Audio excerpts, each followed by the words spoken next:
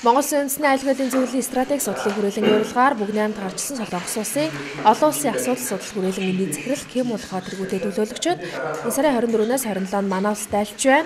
Стратеги судлалын хүрээлэн тус хүрээлэнтэй 2012 онд харилцаа тогтоосноос хойш жил бүр хоёр талын хамтарсан урлагийг амжилттай зохион байгуулж ирсэн юм. Хоёр хүрээлэнгийн судлаачдын энэ удаагийн уулзалтаар бүс нутгийн болон олон улсын харилцааны зарим тулгамдсан асуудлаа сайн солилцох хэлцүүлэг явуулах юм аа. Энэ айлчлал бид нар жил бүр л энэ дээрээ ирдэг, очдог, уулздаг, тулгамдсан асуудлаа ярьдаг. За энэ хоёр байгууллагын хамтын ажиллагаанд бол 2011 оноос ихтэй шинэ харилцаа байгаа. Хэдийгээр ийм шинэ залуу харилцаа ч гэсэн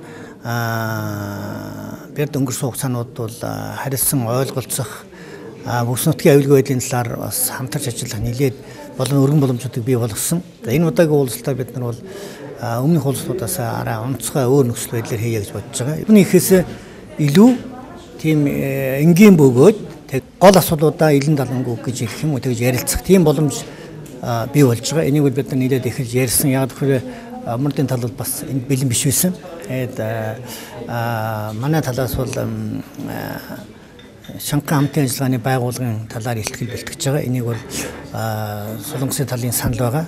Солонгосын тал бол бүгд хамт харьцсан Солонгос ард улсын өнөөгийн нөхцөл байдал, өнөөдөр улс төр эдийн засаг нь ямар байгаа, Солонгосын хувьд ямар нөхцөл байдал үүссэн тухай нэлээд дэлгэрэнгүй илтгэл тавина. Хурлын бүгд намд гарчсан Солонгос ард улсын олон улсын асуудал судлал хүрээлэн эндийн захирал Ким Улхаа манай хоёр оны харилцаа улам сайжирт бүх талаар хамтран ажиллаж байгаа таатай байгааг илэрхийлсэн юм.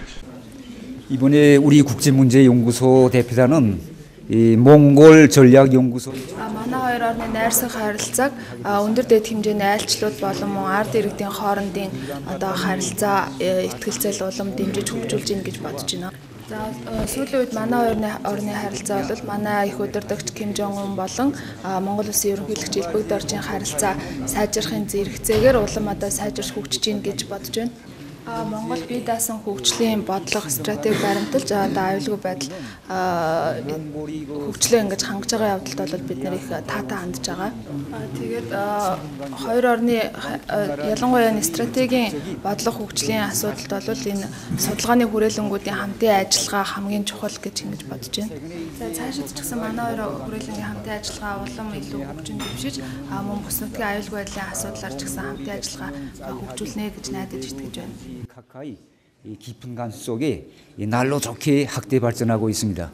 Aim for country's economic development strategy line, talent for science and technology.